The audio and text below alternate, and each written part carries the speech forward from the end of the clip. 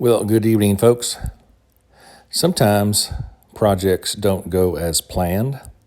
This is one of those projects. You might be wondering why I haven't put the epoxy down on my floor yet. I think I've hit almost every snag that I could have hit in one of these projects.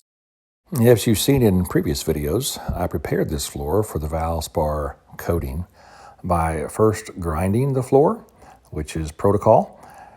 And that exposed a few issues that we're going to have to deal with today. So instead of putting this epoxy on today, we need to do a little rework. We exposed some asphalt in the concrete, which is not good. I'm getting past that. Now there is some cracks that were also exposed that have to be filled. I filled them with a product that didn't work. I think the product is fine, but I think the particular tube that I picked off of the shelf is defective. The hardener apparently is already hardened in the tube, halfway down the tube. So you'll see that here in a little bit. But so let's go get started on this little rework project for today. So I purchased from Home Depot this Quickcrete crack repair. It's a two-part epoxy in a single tube. Uses the existing caulking gun, which I liked, and has a long stem on the end of it there that actually mixes the two parts as it applies it, which is pretty slick, and it looked like the right solution for me. It went on pretty good, but it didn't cure very well. Let's take a look at what happened after I applied it. Although you can see some bubbles there, part of it cured pretty good. Part of it didn't cure very good. I can even remove it with my thumbnail.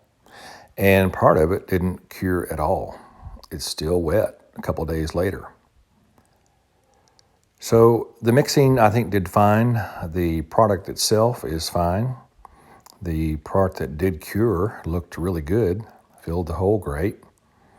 But about halfway through the bottle, I was finished, and I noticed it was pretty much, felt like it was empty, but it really wasn't empty. It had already hardened up in the tube, I believe. So this process is something we have to do anyway. I would have to grind off the little bit that was left, but now I have to grind off all of the top and re-coat some of the areas that didn't cure. So today's process is to grind off the old excess, expose the areas that are still good, and then I'll have to go back and re-coat the areas that didn't cure. So when I get this grinding, rework, and cleanup finished, I'll bring you back for the refill.